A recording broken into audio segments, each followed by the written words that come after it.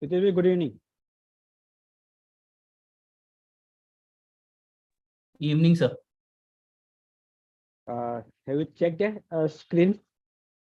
No, but I think I did a test run on myself, so I thought it should be okay. I'll just share once and see, but anyway. Yeah, it will be much better.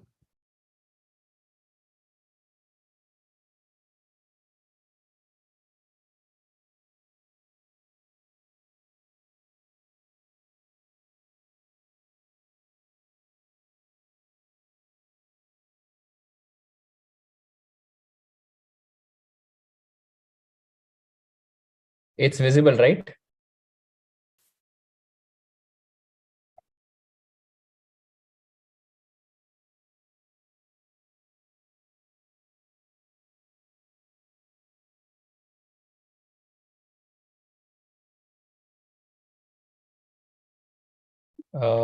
Screen is visible.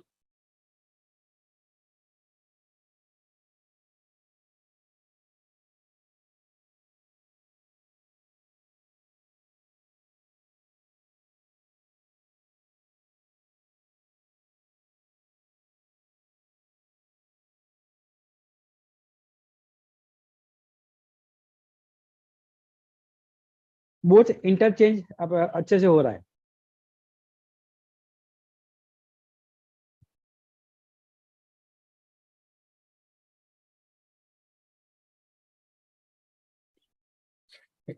दोनों screen आ रहे हैं ना? Yes, दोनों screen आ रहे हैं, बराबर आ रहे हैं. ठीक है, राइट.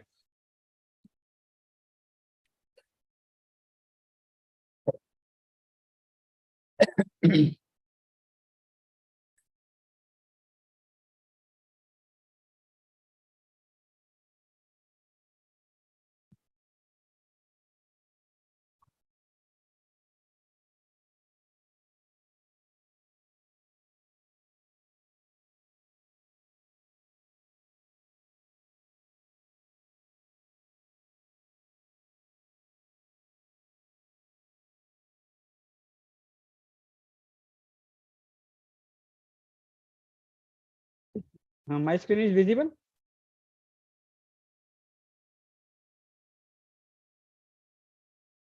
हाँ सर. आपका शॉर्ट इंट्रोडक्शन डाला है इतना. ठीक है सर, बहुत है सर ये भी. ठीक है.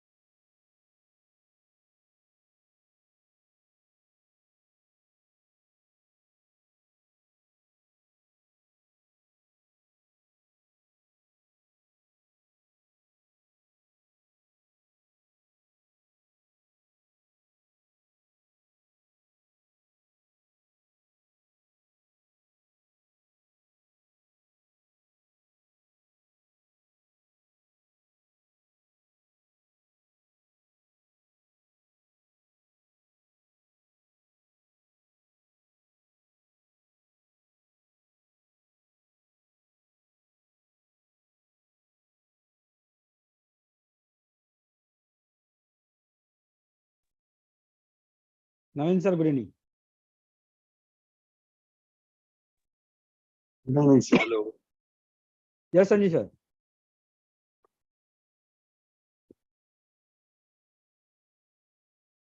Sanjeev sir is not seen.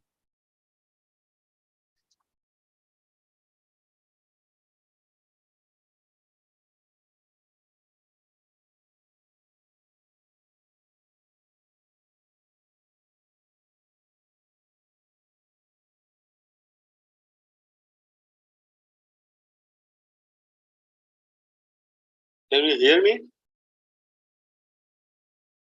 Yes, yes, very well.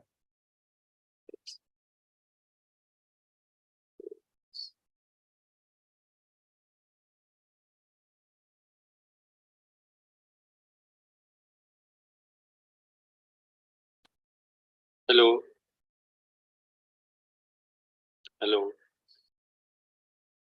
Hi, sir. Good evening.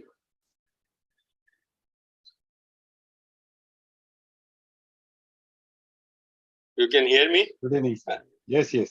Loud Ah. and clear. Here Hi. also and visible also. Okay. Actually, I am using iPods. Not iPod, but AirPods. Airports. Yes. Very So clear. I was just wondering whether I am audible or not. It having an excellent noise clearance. It is So clear. that's a help a lot of to. Hello, Pritesh. How are you? All good, sir. All good. Good to see you after a long, long time. Yes, I sir. know. It's been ages. Yes. Hi, Pritesh. Hi, sir. Someone made me, someone did plastic surgery to me. I don't know. It was really a great joke that happened. Even otherwise, you look as young as him, sir. Don't worry. Good you look of Pritesh Nagar, we can say. Ah.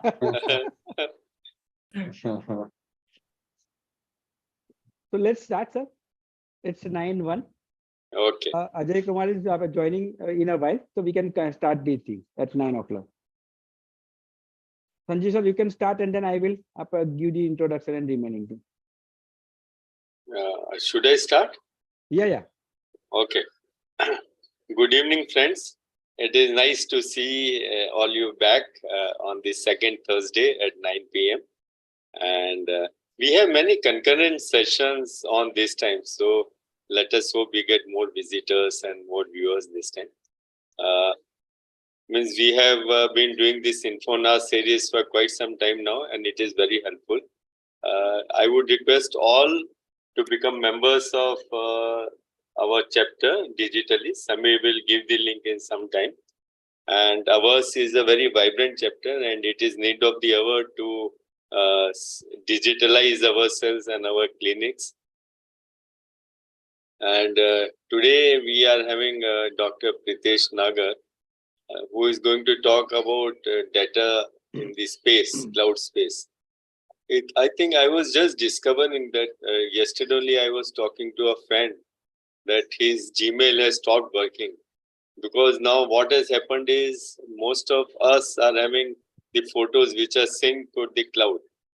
And previously the Gmail people, Google were very smart, so they were giving unlimited space. Now they give only 15 GB, and that gets over in 3 months.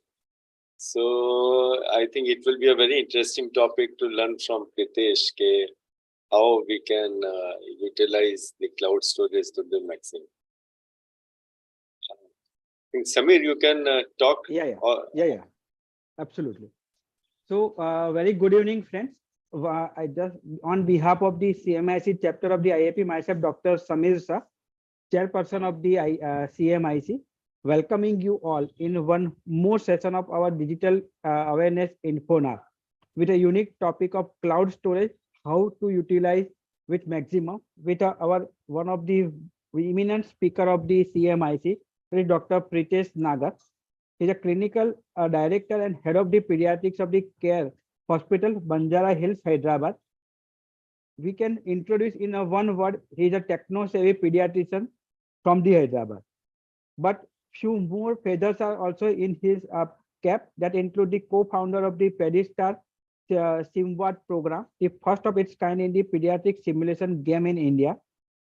Field of interest include the pediatrics, neonatal critical care, simulation-based training, inborn error of metabolism, immunodeficiency, and vaccinology. He also, being a DNB teacher, also author of the many articles in the reputed journal and books, and he also is one of the reviewer of in many journals. He is invited many times in many conferences because of his specific skill related with the critical care and the technology. So before I hand over the mic to Pritesh, it is my privilege to hand over an appreciation certificate to him for being a guest speaker in the Digital Awareness Infonar for Doctors with the topic of cloud storage, how to utilize it to maximum. We all know cloud storage is always a now very well backup things that are over and above our hard drive of the any device. An important part is that it will can be accessed at any place from anywhere with any devices. So we don't have to require a storage at the one particular, and you have to repeatedly storage at other places. So let's hand over mic to Pritesh for the give more insights regarding that. Thank you. I am stopping my screen and hand over mic to Pritesh. Thank you so much, sir. For Pritesh, before you start, our secretary joined. So let's give one word from here, a word from him, and then you can start. No, it's all right. Thank you very much, Chairman, sir, Dr. Samir, and I welcome Dr. Pritesh Nagar, sir, who has accepted very gracefully to talk on today's webinar, Infonar for us under the DIAP stewardship. Thank you, Dr. Naveen Kini, sir, and Dr. Sanjeev Goyal, sir. And the important topic for all of us for cloud storage, how to maximize it. And I'm sure we will enjoy the talk by Dr. Pritesh Nagar in the next 1 hour, 45 minutes to 1 hour. Your attention to Dr. Pritesh Nagar.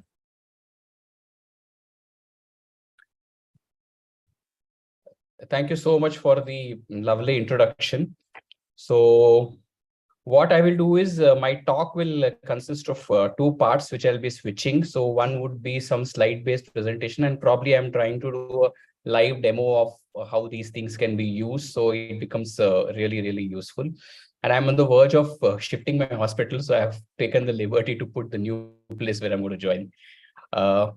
So optimizing cloud storage. Now, what exactly is a cloud storage, or for that matter, cloud computing, or kind of a cloud software, or this kind of various terminologies are there. So to put it in a crux, basically anything which is based on the web, you're going to use internet to access, becomes directly or indirectly a part of cloud computing.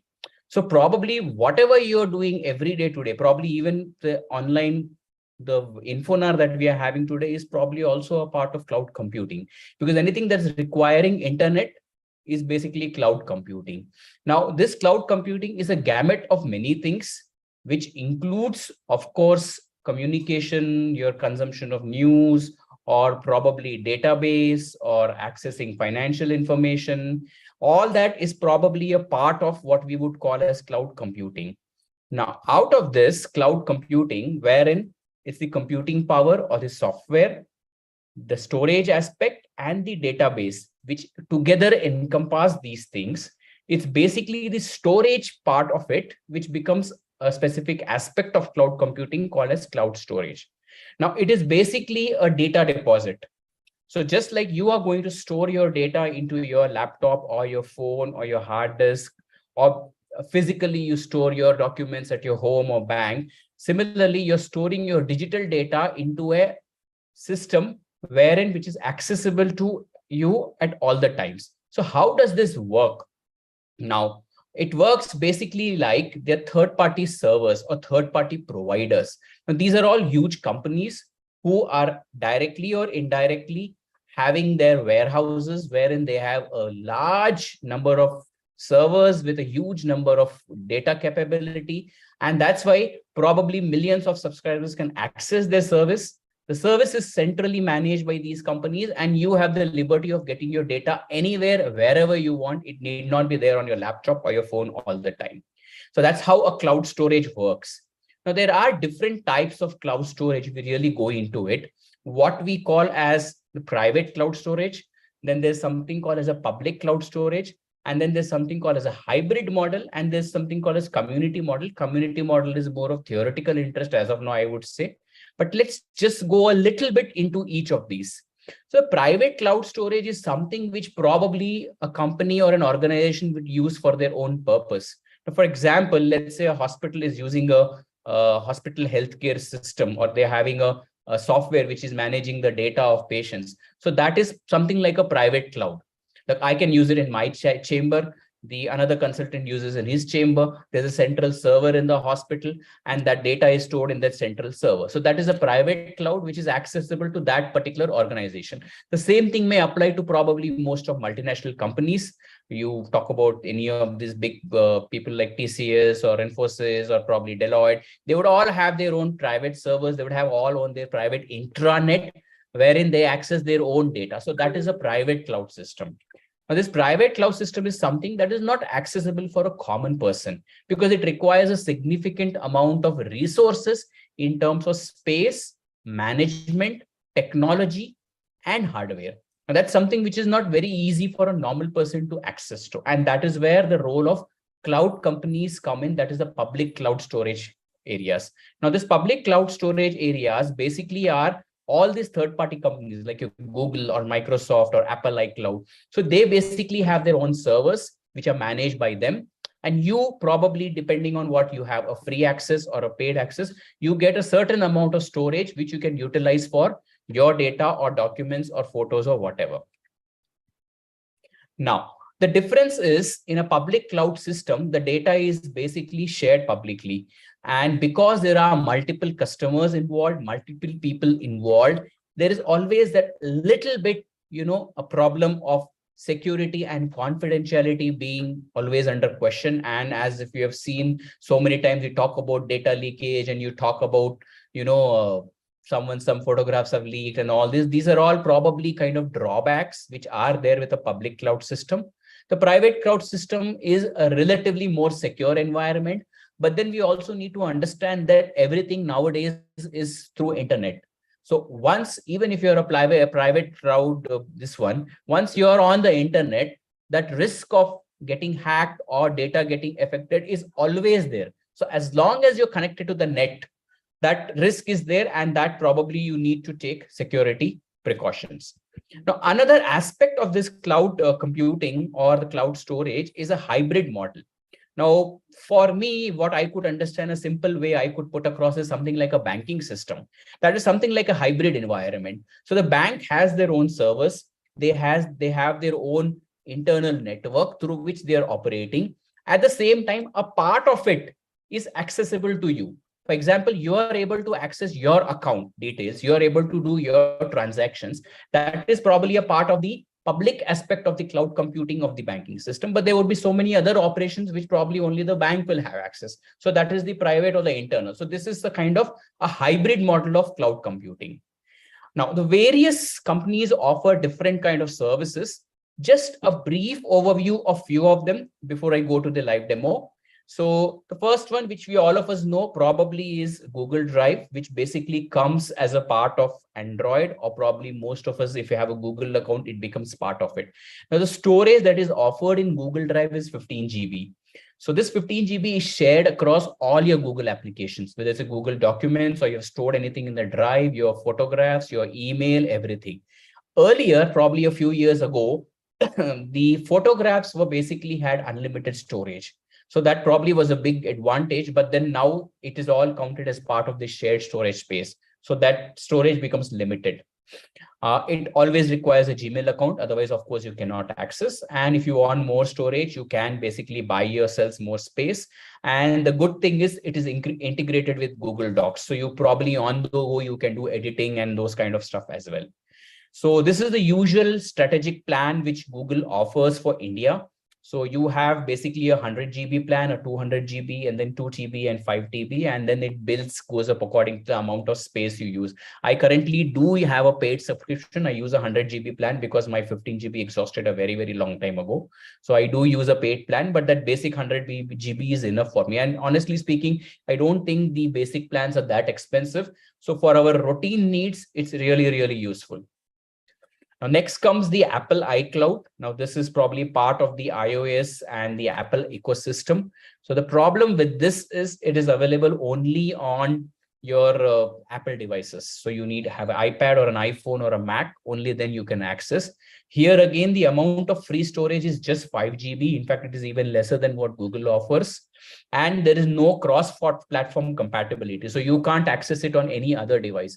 A couple of years ago, I remember there was an Apple Photos or some kind of a third-party app of Apple, which was available for Android, but I searched today, it's no longer available, such a thing. So you can't access this on a non-Apple device, and that becomes a big, big problem if you're having multiple software systems with you.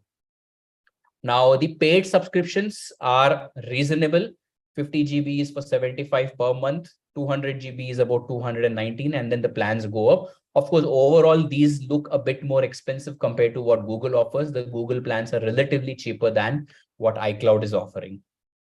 Box is there. At one point, I was an avid fan of Box because that particular point, Box used to offer 15 GB of free storage. That was about, I would say, a decade ago. But now it's limited to 10 GB, and the paid plans of Box are probably some of the most expensive ones. So again, it's not a very, very good option, especially when you have other storage platforms available, which are easier. Dropbox, which again used to be at one point a favorite one of a lot of people, but now probably I would say it's one of the least useful ones because the free storage space is hardly 2 GB and the plans are probably one of the most exorbitant and expensive ones. Like it's almost about the basic plan. The first one is $10 per month. So it's a really, really huge amount of money that they charge. And so it doesn't really serve the purpose for a routine daily person use. And this is where probably this is one of my personal favorite, and that is the Microsoft Drive. Now, the Microsoft Drive basically comes as a standalone storage, which is 1,500 rupees per year, and you basically get 100 GB. But then the one which comes with the 365 Office is something which I feel is a good deal. So for example, I use the family pack of Microsoft Office, which is about 6,200 rupees a year. Now, the advantage is it gives you 6 licenses for Microsoft Office 365, which you can share. For example, my Microsoft Office, I share with my son. It's there on my wife's mobile. And so all of them get 1 TB of storage. So up to 6 members can get 6 TB of storage. So that's a big advantage. And you get a free, you get a complete subscription of the 365 Microsoft Office. So you're always updated. So personally, this is kind of my favorite and I use it. So what I will do is now I'll switch to a live demo through my phone. So I'll show you, I'll probably have chosen to use 3 of them. That is the Google Drive and Photos. And then probably I'm going to talk about Microsoft Drive and then the Google Drive. My screen is visible, I hope. The phone screen. So I'm using so I'm using AirDroid to project my screen onto the laptop so that I can directly demonstrate what is it. So first I'll start off with Google Photos. So it's probably by default installed in almost all the Android phones, and you probably will have an iOS application also. So now the advantage of Google Photos is it is built in default. Now, when you open, this is the home screen, which probably all of us are aware because this is where most of us look through and probably close the app.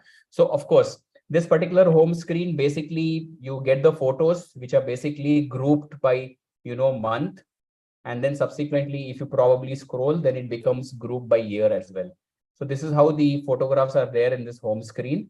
And by default, Google has a feature wherein all your photos get uploaded. As I said, this feature is the storage is shared across all the platforms of your account. Now, in addition, the home screen basically gives you all this basic, it will give you sort of remembrances and years ago and all this kind of memories it gives you, which probably can be there. Now, that is the first thing which is there on the home screen. Now, there's a lot of things one thing into the details of this. Probably this is something which probably over years I have been doing, so I realized.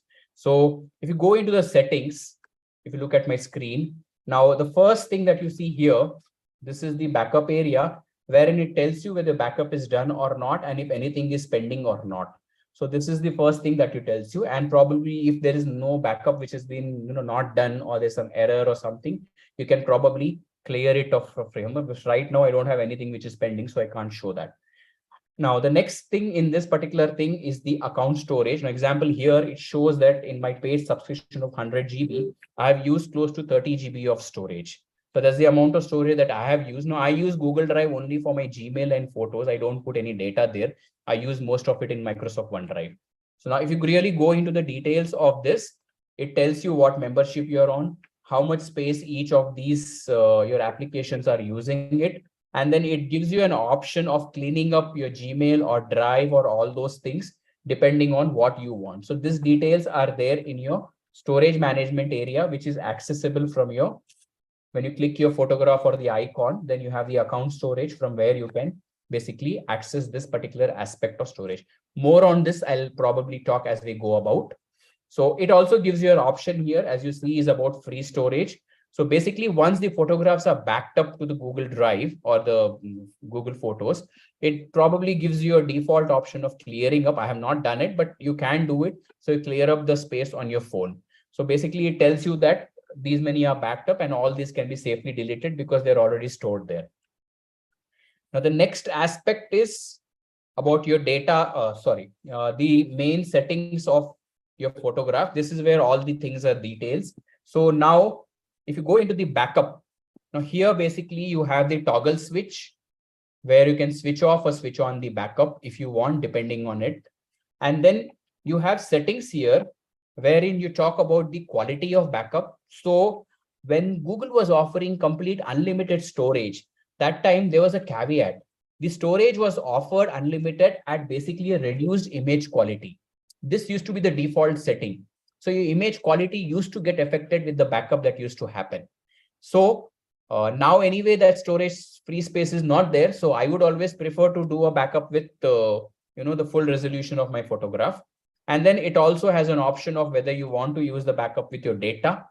So for example, I have said that mobile data, I can back up photographs. I don't want videos to be backed up during mobile data. So videos can be backed up on my Wi-Fi. You can select how you want it. And then you have the option of selecting what folders in your device you want to select for backup. So you may not want certain folders to be selected. You may not, for example, I don't want screenshots to be backed up. I don't need them later on. So I probably would not select. Snapseed is a photo editing app. So when I edit a photo, I make sure that that gets backed up. So you can basically select the folders that you want in your device to backup. So this is there in the backup settings of Google Photos. Now, next probably important thing is the preferences. So here you have a lot of interesting things. So you basically have one thing which is there in Google Photos, which is about grouping people as per face. So the AI recognizes your face and then it tries to group people based on face. And then you get recommendations, you get photos, you get memories based on the face that the Google has learned. Of course, all this data is, always there's associated risk that you're putting it on public forum on a third-party server. But that's how things are working nowadays.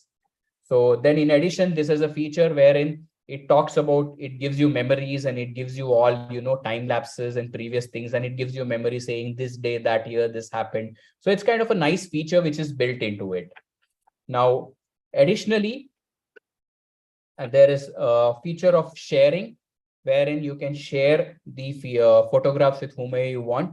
You can set up a partner account, your family member or your wife or kid or someone. And by default, all the photographs that are there, that you're on phone would be shared with them. So this probably feasibility is there here. You can select a particular person and you connect their email account. So all your photos are automatically shared with that person. So that kind of a feature is also there here in sharing. And then it also tells you the apps and devices. And also there is a very surprisingly, I found this recently, there is a raw editor as well. I have not used it, but there is a raw editor. So when you capture professional photographs in a raw format, it has a facility to do even a raw editing. So that's a very, very useful feature. Personally, I have not used it. I'm not a photographer. So this is the settings aspect. Now, next is probably the second tab. If you go here is a search tab, wherein basically now here is what I was talking about. So it groups the photos by your, names. So you're able to see your person, and then that person's photographs are all grouped together. So you can always access. And in school, if you remember, there was this small game we all used to play as kids, name, place, animal thing. So something like that, you have all this, your photographs grouped by places. For example, New Delhi, Visakhapatnam, so you Bengaluru. So you have photographs listed by, the places, by the way it is a document, or probably the places, the forest, wedding, swimming. So this is all done automatically. So there are a lot of these kind of things that happen internally. And then also there are other categories which it recognizes: your screenshots, your selfies, videos, 360 degrees photos. It has a facility of photo scan. Photo scan basically is able to photograph your old photographs, which are in, physical format, and then convert them into a digital format with a frame and all that nicely. So all these things are there, which are there as a part of. So these all things you would find in the saved area. Sharing area is basically you share your photographs. It's not come, just a minute. Yeah. So you share your photographs with whomever you want. That's what is the entire thing. Now, library is something which is interesting.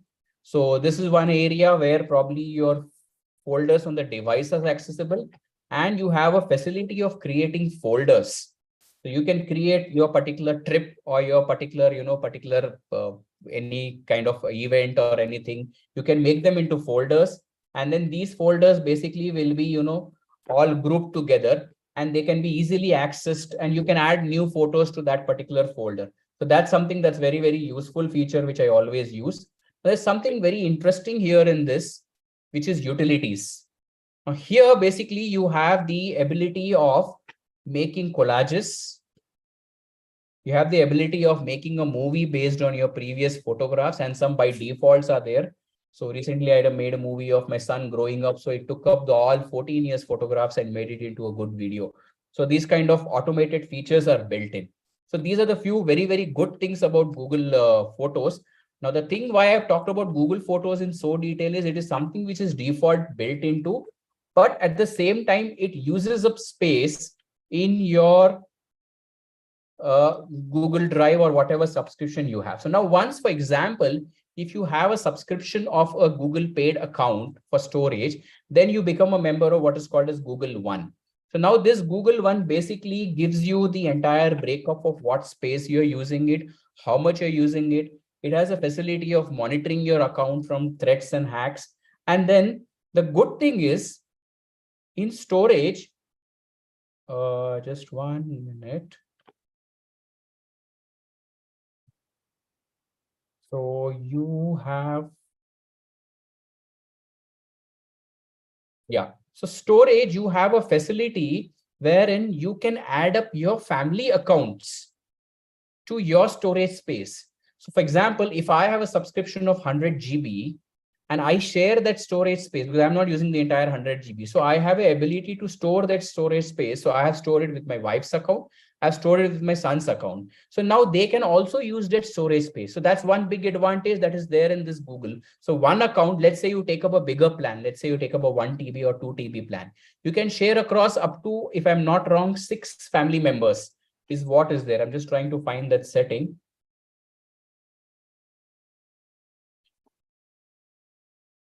It must be there somewhere. I don't get it right now.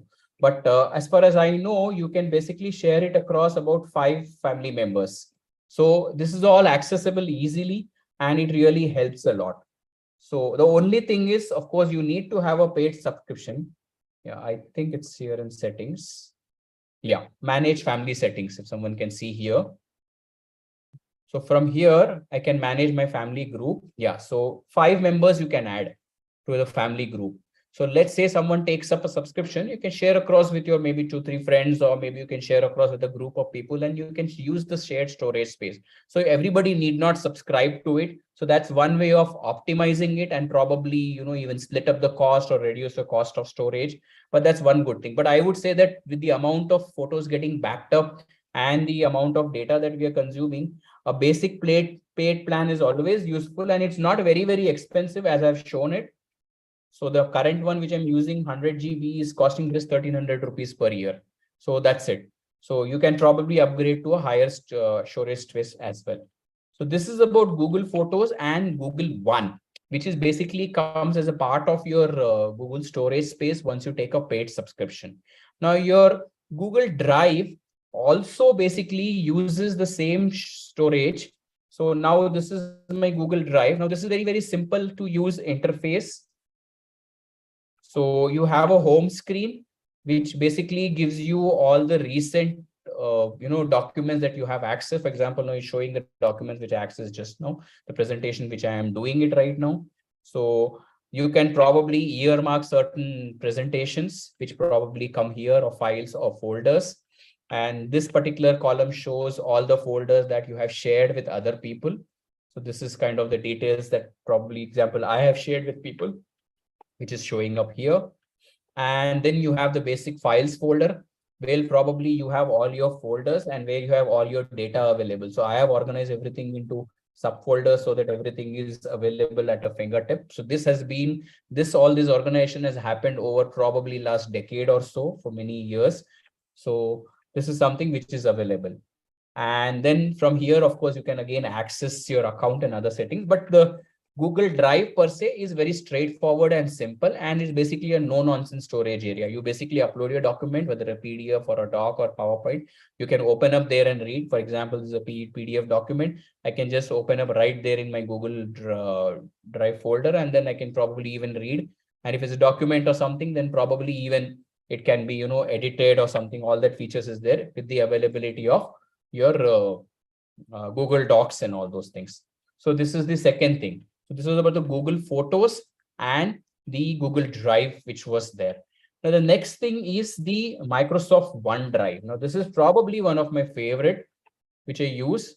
Now, the interface is not as good as Google Photos probably, but the usability of this is a lot more better. So the photographs are also backed up into this. I use this for backing up photographs. But, unlike how Google Photos shows up things in detail, this does not do anything like that. There's hardly anything to show. It doesn't give you memories and all that like what Google Photos does. So this home screen basically gives you the recent more documents that you have been accessed in last couple of days or years or whatever, the recent documents.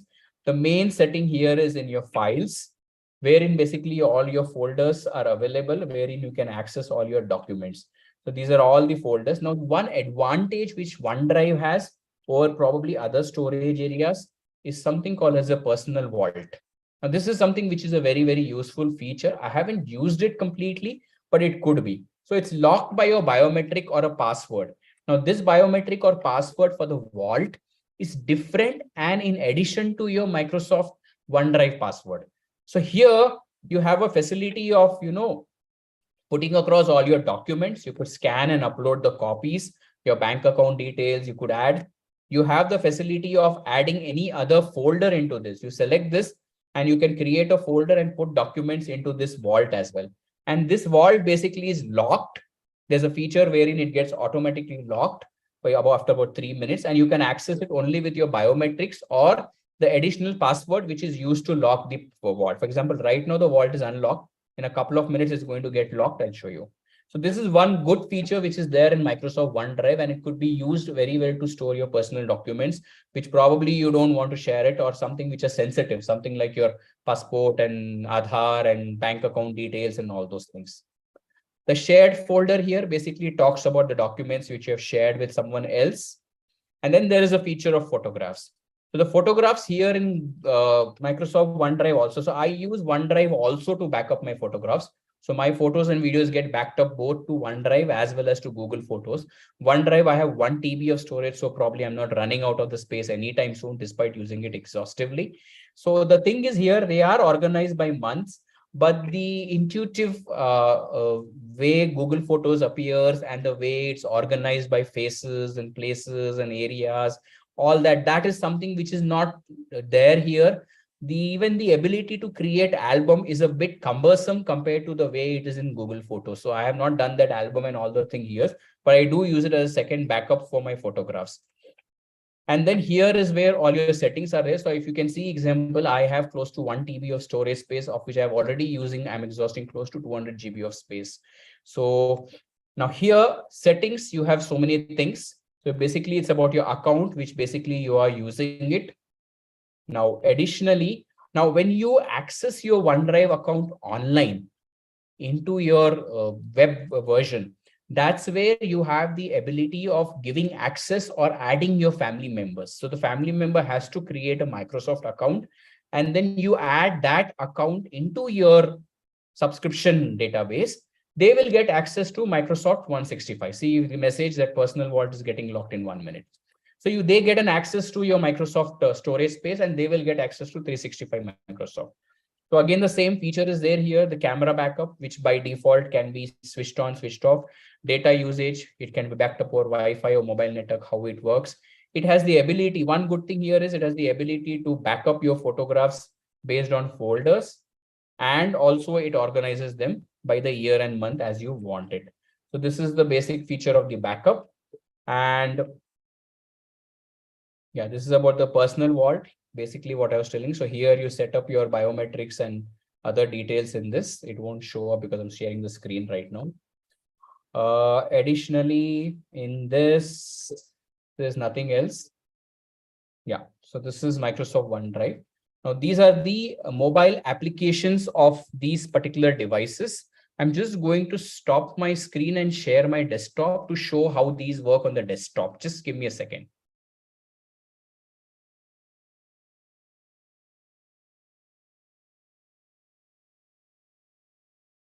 So this is my desktop. So what I'm going to show is just right. Yeah. So this is the OneDrive which I have here, and this is the Google Drive which I have installed app on my Mac. So now OneDrive, when I open, these are probably tells the recently synced apps. Now this is where the settings button is. Now there are a few very interesting features here. And when you go to preferences in OneDrive, this is for a person like me who uses Mac, and Mac are very stingy in providing the amount of storage spaces on their devices. So even this MacBook Air has just 250 GB of storage. So I have to be very careful. So the good feature here is in your account settings, this is one feature wherein your files are all available in the cloud. You can access them whenever you want. Now, for example, I'm just showing you, I'll just open my OneDrive here. If you can see my screen. Now, say example, I open my documents. Let's say this particular aspect is there. Now I can, if I go to a conference, or if I go to somewhere, I need a document to be available, I can always select this to be available offline. And this basically document is available offline. It downloads and keeps it, and it's available. But normally I don't want them because I don't want to use a storage space. So I always say free up the space. Basically, by default, everything is in the cloud and it's always available. The folders are there, your documents are there, everything is available here. Example, you just see everything is available here. It's kind of, all the things are available here, but it gets downloaded whenever you need. So the beautiful thing of that is it does not eat up your hard drive space. So you need to, when you install it, you need to enable this feature saying download files as you use them. That's a beautiful thing. Second good thing about the storage space here is you in your cloud, whatever is available. Now, these are all the storage folders in my cloud. Now, some of them I know that I'm not going to access on a regular basis. So I choose to not to select them so that I don't need them anytime. So I have not selected music. I have not selected some of the large video folders and all those things. So they are not even available on my desktop. I don't need them at all, but they're always there in the cloud. So this kind of a feature is there wherein you can use the storage. So this is one thing which is there. So you can also choose to back up certain other folders. For example, it has a facility of backing up additional folders like your documents or probably your desktop, in addition to the things which are there in your OneDrive. So this is another feature which is there in the desktop version of OneDrive. So these are the few features which are there. And of course, if you have a lot of storage spaces, then you can always have all the files available offline to you together in your laptop always. The interface of Google Drive is much more simpler. There's not much in terms of settings and this one.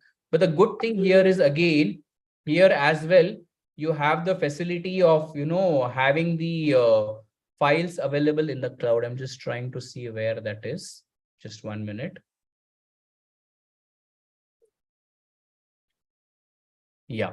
So these files, for example, in the settings, now all my files again are stored in the cloud. I am not using any desktop storage space to use these files at all. They're all available. The folders are all available. Let me just show you. This is Google Drive. So I have my all folders available. I have my all data available. But if you see this symbol of cloud, that means this particular thing is stored in the cloud. This is not there offline desktop. Now I select a particular folder and I say available offline. Then this then becomes available offline. Okay. Probably it's a bandwidth issue right now. Okay. So it gets available offline. So once that gets, yeah, so it's come offline now. So this gets downloaded and it's available offline once that happens. And suppose you don't want it, or let's say you have gone to a conference or you have gone somewhere where you want to keep it, you're not sure whether you'll have internet access. So what I always do is I keep that folder for offline access during the entire period. And then once that's done, you just go back and you say online only. The storage space is freed up on your laptop. So that way you can probably customize it very well and do it. Again, here, of course, it has the feature of having everything on the desktop, which can be done if you really want it. So these were the three commonly used ones which are there. So those I wanted to talk. I'll just go back to my slides once. So these were the ones which I used commonly. So the OneDrive, the Google Drive, which includes Google Photos. I spoke in so much depth because there's so much. Another aspect of Google Photos which I really skipped is it's got a complete, fully inbuilt photo editor, almost to the cadre of professional this one. So that's another thing. I think I have time now for a couple of minutes. I'll just. Yes, sir. Please go ahead. Yeah. Okay. So I'll just share my screen again.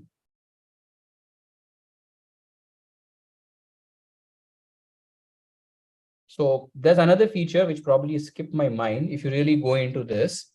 So if you select a particular photo, for example, just let me select any one random photo.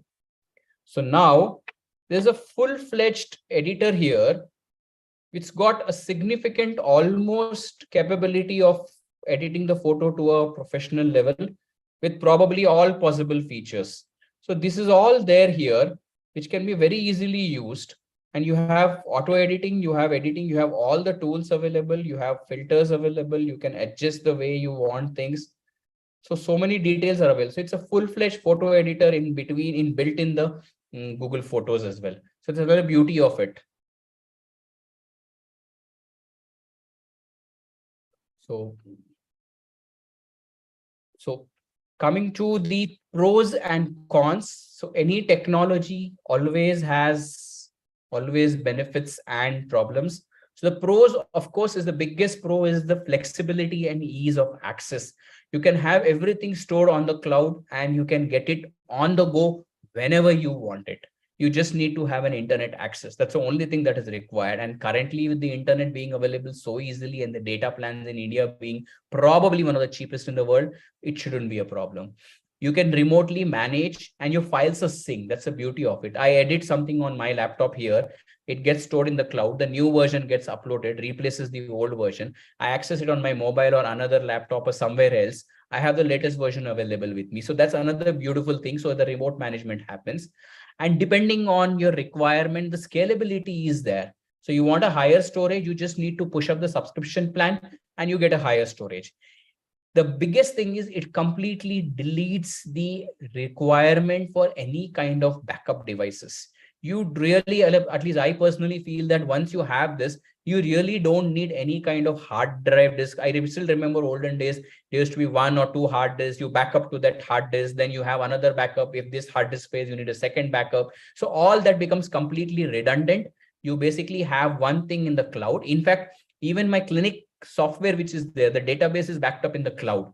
So I don't have to worry. It is there always. And the advantage is, what I feel is that because it's managed by all these large companies which have multiple servers, hardware failure is not something that's going to affect you. Hardware failures will happen, but the servers will be to such an extent with so many kind of facilities and backups in their own way that you will not lose your data unless the company decides to wind up. That's a different story. So that's one thing. And in long term, probably more than an individual, it is more about multinationals and all those things, it becomes a kind of cost saving for people, wherein you don't have to invest on your own hardware, your own servers, your own, databases and all those things. So that's kind of a big pro. There are, of course, cons. The biggest problem is vendor decides to go off or do something, then that's always going to be there. Just the example what Sanjay sir was telling, Google enticed us all of it with unlimited free photograph backup, and then suddenly one fine day decided, okay, we are no longer to give.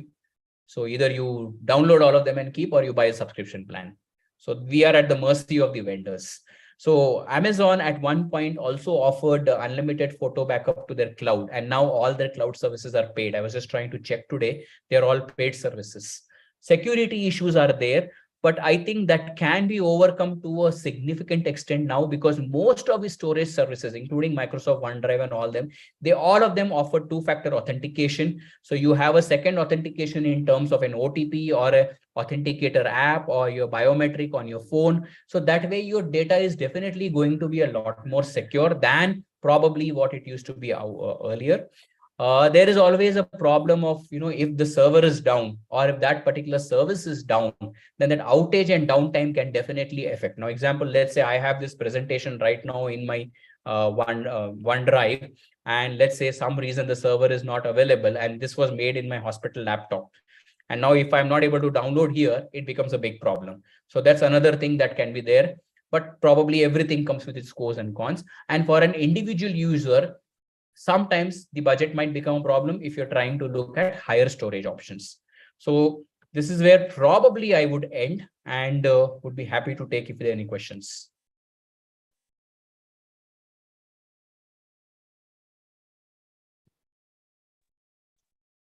Thank you, Dr. Nagar. It is good presentation. Please go ahead. Yes. Only thing is that when you are having this everything at one place, it is sometimes very scary that if you lose the password or if you lose the email account, then everything is gone. So I would recommend that you at least have a backup of this drive on your laptop or your this thing, because that is easily possible. You can download now with high internet speed. One can download all the photographs. It is, of course, it takes a few days, but then still you will not lose many things. And another thing is, if you have to be very careful about what settings you have done to sync the cloud and your files on your laptop, because if by mistake, if you have done anything deleted on your laptop will be deleted on the cloud also, then it is very difficult to retrieve. Once it had happened that I was cleaning my laptop and I cleaned lots of files and everything got deleted permanently. So these are two things which one should be careful of. Sir, if I may add, sir, deleting thing, I think both Microsoft and Google Drive now have a feature of bin in their cloud storage. So there's a setting wherein you can say that the bin gets empty. It's like the recycle bin of laptop. So it's there in the bin for about 30 days. So if you have by default, by mistake deleted, you can always access from the bin if it's done recently. I understand, but this is just, I don't remember exactly what had happened. It was not there in the bin also at that time. So means one has to be careful, very careful. And another thing is, suppose I have a recovery email and which is not very, which is not having good features, then one can access your password even from the recovery email. So that even the recovery email has to be very particular and it has to be meticulously password protected. So I think your point is well taken. The best way forward would be to use strong passwords and use two-factor authentication wherever it is available. Every place where you have now, I think almost everyone, Google, Microsoft, even and Apple, everybody is offering that feature of two-factor authentication. That's one way of securing yourself, adding an additional layer of security. And of course, using a password manager, something that would probably help. So they recently was an article saying that one person lost access to all his Gmail and the whole accounts because of some photos he had backed up of his children having bath. So that is something I think all of us now, because after that I went back to my Google Photos and searched. Luckily, you can search as bath or something, and I found a photograph of my children having bath in a tub. So now that AI is getting more and more, good at searching for things, if at all they find such photo in our Google Photos, our whole account is going to be blocked. So I think all of us should go through our Google Photos and search for similar photographs of our children in their young age, because AI can differentiate between your children and your photo. So I think all of us need to be careful about Google Photos now. Yes, another thing is your account can get blocked by Google. So means one has to have backup on the laptop, and I think it is. And there are some folders which should always be backed up on your mobile. In fact, I was just looking at one possibility that with these pen drives, they have a capacity of 64 GB and above. So we can download all the data on our pen drive and keep it somewhere, because 100 GB means you need only two pen drives. So basically, when you are having a cloud space, so you should be very careful that you have the data, because like what Pritesh said, it took him decades to have that data, and it is very painful to lose everything data, all the data.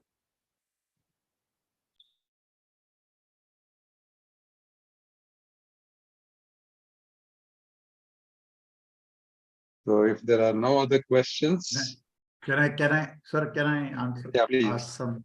Please. Dr. Pritesh, thank you. Wonderful talk from my city, Hyderabad, Dr. Pritesh. Kept up the flag flying of the CMIC from Hyderabad.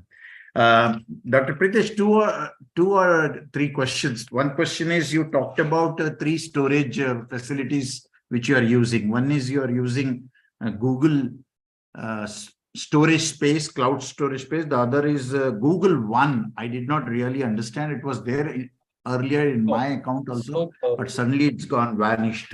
Google One, and then you said OneDrive, and the other one, the last one you said Microsoft Drive. So how do we transfer data from our iPad and our MacBook to Google Drive or Microsoft Drives? So the first part of your question. So Google One is basically your one place interface which you get access if you take a paid subscription of Google Storage. So if you take a paid subscription of Google Storage, then Google One is kind of your control app, which controls your storage space, and that's where you can manage the allocation of space to your family members as well. So it's a part of the Google Cloud Storage, but you get access to Google One if you have a paid subscription. So it's basically management part of Google Cloud Storage. Microsoft OneDrive and OneDrive are the same thing. I use only two, sir. I use Google Drive because it's part of default Android, but most of my other data is on Microsoft OneDrive. And as a fail-safe mechanism, I have all my photos, videos, everything backed up to both the places. The kind of one is there, other also is their backup. So two places. So that's one thing. Now, the next part of the question is adding from iPad or MacBook to these spaces. It's very easy, sir. All you need to do is the iPad has a version of app. Your MacBook will have a version of app. Like I'm using the MacBook with the version of the OneDrive and Google Drive installed. So once you install, by default, they create their own folder. So whatever you want backup into the cloud, just put it into that folder. You organize it and you keep it into that folder. So everything gets backed up to cloud. And you can, in the settings later on, select whether you want to have it on the laptop, or if a laptop is not having enough storage space, then it can always remain in the cloud with an access in the laptop. So if I can share screen, I can just show it again on my screen once. That's good. Yeah. What I understood, Dr. Pritesh, is that the OS system doesn't interfere in the cloud storage. No, sir, absolutely Apple, not. Okay. So here, for example, this is the default the Finder bar of Finder folder of Mac. So this is the Google Drive folder. This is the OneDrive folder. So everything here is synced up to Google Drive. Everything here is synced up to Microsoft. So whatever I want, if something is there which is not existing, for example, I want the music to get, I can just copy paste this music into OneDrive. It gets synced into the OneDrive folder. So now this entire data is there in the OneDrive. For example, this entire data here is there in the Google Drive, all this. So you can add any folders which are there on your laptop to this folder once you install the app, and that will get automatically synced up. Yeah. So when we stop subscribing, like 1 TB or 100 GB, which you have done over a period of time, say after 5 years or 10 years, what happens to the data if you are not able to download such huge data on our laptops or our own drives? We won't be able to access it, right? We won't be able to. They say it's deleted. We really don't know what they do with it. That's the problem. But they say it's deleted kind of a thing. You can't access it. They probably give a notice.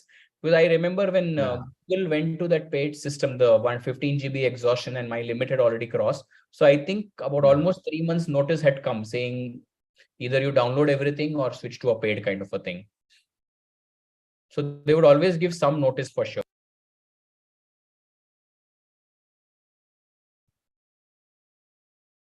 Yeah. Yeah, that's all from me. Thank you. Thank you, Dr. Nagar, for this very exhaustive, and at the same time, you made things so simple. And by practically demonstrating how it can be done, it has made, I'm sure all our viewers have found it very, very useful. And all of them are going to start using cloud storage as soon as possible, because like you said, that is the way to go. Thank you very much for being a part of our CMIC program, and we look forward to having you here on many more occasions in the future. Thank you one and all for joining us today, and thank you our viewers. We'll see you next after 2 weeks for the next session of our Infonar. Thank you. Good night and thank you.